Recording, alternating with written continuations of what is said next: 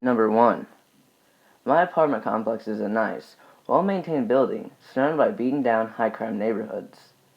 My apartment complex has gates surrounding them that can only be opened by a member or by calling a resident and having them open it for you manually. But that doesn't mean that it's entirely impossible for trespassers to find their way inside the gates. One night, at around 10 or 11, I pulled into my apartment after spending time at my fiance's. My roommate had taken the parking spot in front of our building, so I was forced to park off the side of the buildings in an uncovered spot. It was a short walk to the apartments, but when I got out of my car, I realized that the lights in front of my apartment building were turned off. The building directly across the street still had their lights on, so I figured the bulbs were just being replaced. At 11 p.m. I was lucky that the lights from the other building illuminated part of the pathway to my apartment, but my anxiety flared and my imagination began to run wild. I pictured mass murders jumping from the shadows and whisking me away to a secondary location. My keys found their way between my knuckles as I created a makeshift weapon against the creatures that go bump in the night. I was so wrapped up in my nightmares as I power walked to the building that I didn't realize somebody was standing right in front of me until I was almost on top of him. His back was turned towards me and his head was down. I thought he was lighting a cigarette, and that was the reason for his strange pose. When I took a step or two closer, his head flipped around, and he was staring at me as though I was a ghost. He was wide-eyed and looked like an animal caught in a trap facing a hunter. I internally jumped, but did my best to maintain my composure. My apartment complex is very small, and I have to make sure I learn the faces of my neighbors. I didn't recognize this man as living in the complex, and he seemed as though he was homeless. His hair was long and unruly, and he had a beard with bits of matter clinging to the scraggly hair. His clothes were obviously worn, and he was wearing a jacket that was too big for him, and also very heavy for the Arizona weather. I continued walking, my grip tightening around the keys in my hands just in case. I neared the stairwell, and that led to my apartment and turned back, when I felt eyes burrowing into me. The man stood where I had left him just a few yards away, but he had twisted his body, so his arms were frozen. Above his head, one of his legs looked as though he was about to jump away. The whole contorted look made him look as though he was dancing. Like the Running Man, he was completely frozen with his eyes glued to me as I moved for the stairs. We stood staring at each other. He looked like a screenshot of the 90s dancer, and I'm sure I looked like a drowned rat. I squeaked out an apology for interrupting him, and ran up the stairs into my apartment. I stood by my door, looking at the peephole to see if he had followed me, one hand holding my cell phone with 911 ready, the other wrapped around the baseball bat my fiancé had left me after the previous encounter at my complex. Thankfully, he didn't go up the stairs, and I was left with nothing but a bizarre story to retell. I did end up calling the apartment complex's manager, and he informed me that the security officer was on his way to investigate. So, man who had tried to get me to partake in a frozen dance move contest? Let's not meet. Number 2. Okay, so I posted here before about my experience of a guy following me home in his car. There were some skeptics, which is completely understandable, considering I couldn't share the proof of the event that I had collected for legal and privacy reasons.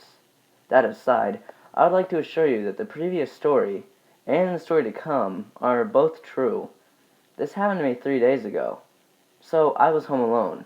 My mom was staying at a friend's place for a Game of Thrones marathon, and she lives 40 minutes away. It was a Saturday, which is my junk food night, so I ordered Domino's Pizza at roughly 7:30. I'm quite paranoid as a result of the previous event, so I made sure to lock the back door, patio door, and the front door as soon as my mom left, which was about 6 o'clock.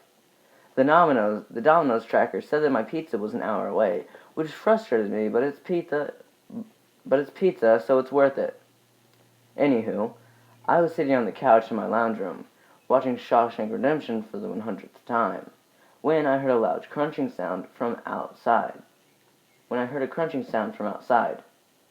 Now, I have to mention that my lounge room is in the front of the house, and the couch that I was sitting on right next to the front window that faces my front yard, and the curtains were drawn.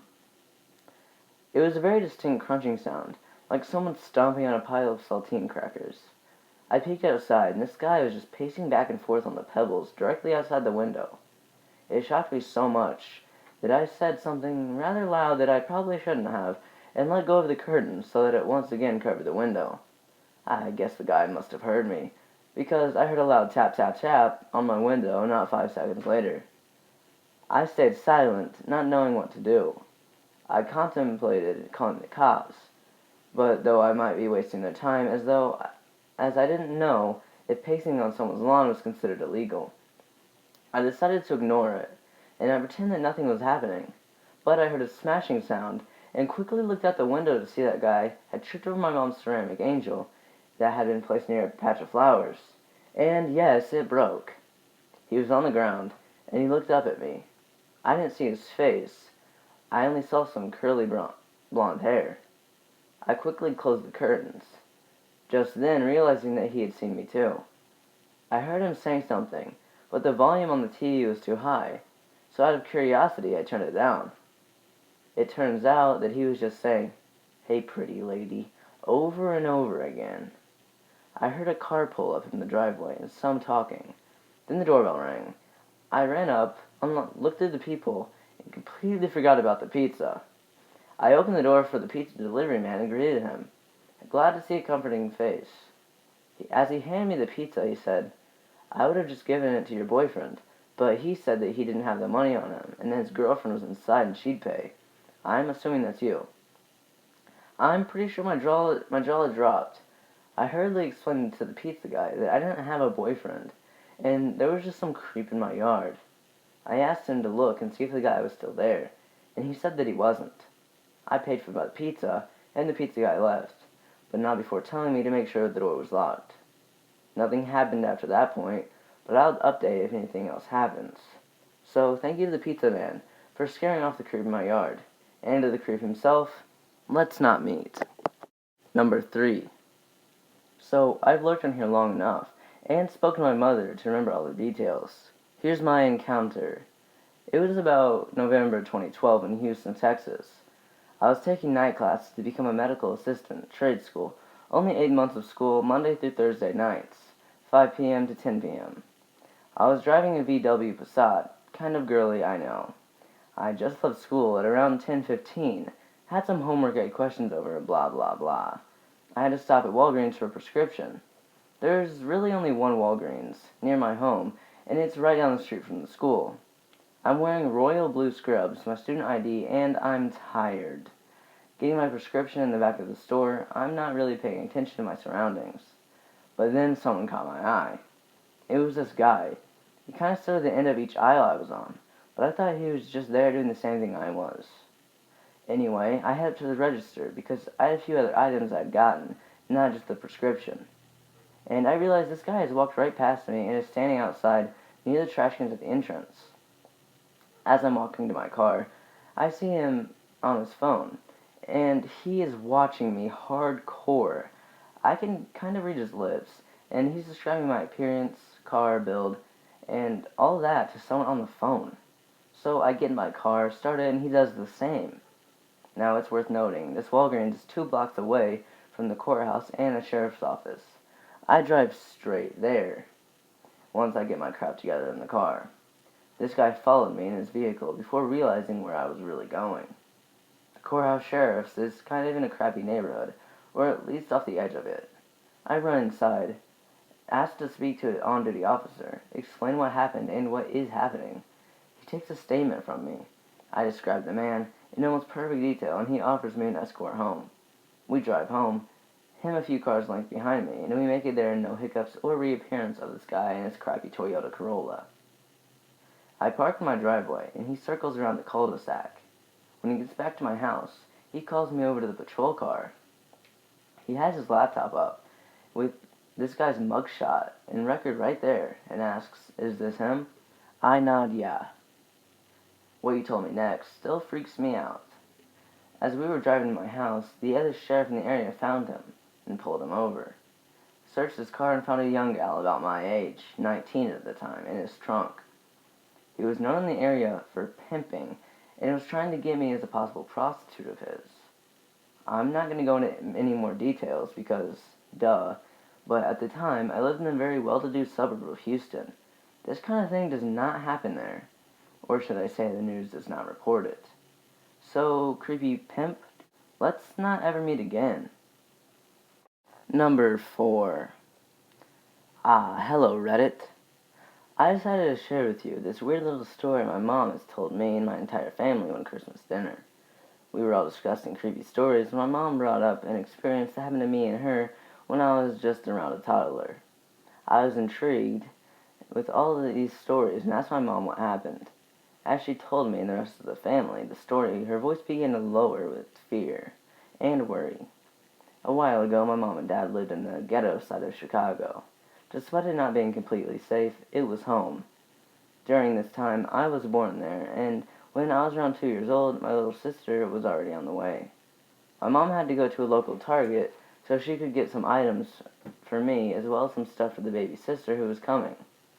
She put me in the cart and began walking around the store. As she began walking, a few people complimented on how cute I was, and my mom replied with a thank you. However, as she was getting items from a shelf, she heard me giggle and laugh, as if I was being entertained by something. She soon looked and noticed an old man who was playing peekaboo with me. He was a fair distance away, but my mom was still a bit on guard. She thought he was messing with me, since numerous people had already commented on me. She quickly left the aisle and began to get all of her stuff. As she was getting the rest of her items, she noticed the old man out of the corner of the eye, watching me hungrily. My mom knew that something was wrong, and she wrapped up her shopping for the day and quickly went to the checkout line. She set me down, and my mom knew something was wrong. She sat me down and set the items on the counter. At one point, the cashier asked my mom, "Ma'am, do you know that man?" My mom quickly turned around and saw me walking towards the old man, who was cooing and luring me toward him. My mom froze as she didn't know what to do. She let out the loudest scream and quickly grabbed me before telling the cashier to call the police. Other customers made the man stay in the store until the police came and arrested him. My mom gave her statement, and ever since that day, she's been keeping a close eye on me. After my other siblings were born, she was very cautious of us. Her worst was losing any of her children, especially her first child, who meant dear to her. I can tell it still unnerves her to this day, as she is still a bit overprotective of us, but I can tell she knows how mature I'm getting, as well as my sisters and brother. She never wanted to think about what would happen if the cashier didn't say anything, and frankly, I don't want to think about it either. Number 5. My best friend and I just got out of the amazing tours on fire, and we had the time of our lives. We were all giggly and on the way back, and all excited and happy. But it was rather late, and I slowly started to feel less and less safe at being out that late. We started on the road at 9:30. I didn't get home until 2, and it was meant to be a 2-hour drive. We stopped at McDonald's. I know, I hate it too, but it was the only place open at around 11. And we ate our food while I was driving on the interstate. So far, so good. That is, until we ran into a wreck about an hour from our home at around midnight. I'm prone to migraines, and was driving slower as a result of it. Plus, the whole area had a general creepy feel, like something was about to leap out. It was a 2-lane road, and both lanes going the same way, and the wreck was so bad, it would take longer to clear, that they were turning people around to go the road the wrong way. My friend and I took the hint and turned around. The issue is, we live in the country, and there are no lights for miles around, and I'd never been in the area before, so I had no idea how to get home. Usually, I would just use the back ways, but this time I'm unfamiliar with the back ways. Not to mention, when we turned on the GPS, it kept trying to redirect us back the road before the wreck, for about 20 miles. The only left was into people's houses or private property. I finally found a left, and her GPS began telling us the correct way. It was around this time that I noticed a car behind us. It was going over the speed limit, yet it was still close as he could be. Every time I turned, he turned, even following me through a small neighborhood, if that's even the right word, more like a ghetto. Small houses and very quick turns, right, left, right, basically just building roads around houses, and he followed us all the way through. Now, as two 18-year-old females who were alone in a place we'd never been before, and anyone who's been on a back country road knows, there's no one for miles anywhere. I was getting concerned, but I just mentioned it. I just mentioned it in passing. The car continued to follow us, right on our heels, and it was 1 in the morning, so naturally both of us were getting pretty scared. I more than her because I'm always paranoid about these things. She's a little less so, opting to stand outside of my car in an area where rapes and kidnappings are known to happen, to answer texts rather than get inside my car. Eventually, the road we're on comes to an end. On the road we need. It goes through a small town we both live in, and we take note of a gas station open, just in case we need to run inside to avoid him. Throughout this whole time, I've been telling her that we're going to take a big loop around the house. I mean like a 20-minute loop if he continued to follow us. She called the cops, while I continued driving to the hub of my state, or the gas station, depending on which I felt more reliable. While I'm telling her this, the road has slowly become a 2-lane road, and the car behind us is now racing to get beside us. My first thought in my head is, yeah, no, I'm not going to let him get beside us. So I start going 70 miles an hour, then 80. He's still keeping up, and eventually I come to the loop. She notes it as a new, white car. Very helpful, but that's most I could note too, other than the shape. I turn abruptly and think because we realized we got back onto the main road, and then there were other people driving. He left us alone. I locked the doors and waited for my friend to get inside her house before driving to my own, which is out in the country 20 minutes. The whole time, I still felt like I was being followed. I finally get to my house, grab my keys, try to get the car cleaned up. McDonald's and soda to keep myself awake during the drive, and I noticed the same white car on the highway. I tried to dismiss it and run inside as fast as I can. Luckily, nothing has happened since then, but I hate driving home after dark, and was scared the whole time I was driving home from my sister's apartment. I do admit that it may have just been us overreacting, but again, this is a country road at around 2 a.m. in the morning. That's how far out we had to go, with the car following us, 2 teenage girls, for at least 50 minutes. And that's the time I noticed him to the time I started to get freaked out. Don't get me wrong, this was still a great night, but it was also a scary one. Number 6. I've been walking dogs and caretaking homes for about a year now. I'm on a break from working in the correctional system, so I have a good feel for when things are not right. In this case, both the clients I worked for were very creepy, as well as an even creepier neighbor. I felt so uncomfortable I stopped working there. In this case, both the clients I worked for were creepy, as well as an even creepier neighbor. I felt so uncomfortable I stopped working there. Let me explain how it got to that point for me to say enough. Sometimes they would go into long trips and I would have to get mail and keep the home going. They would call all hours of day and night to ask me to open letters and ask about credit lines. I had no direct evidence, but their request to look at mail made it obvious that it was abnormal to have so many credit cards, like dozens of different people with their address. All I could think is, don't log onto their network and let them hack my account. Hack my identity. That isn't a vibe I get from other clients. Then I came for another week-long stay with their dogs and had a telescope. They're not stargazers, so it was kind of creepy.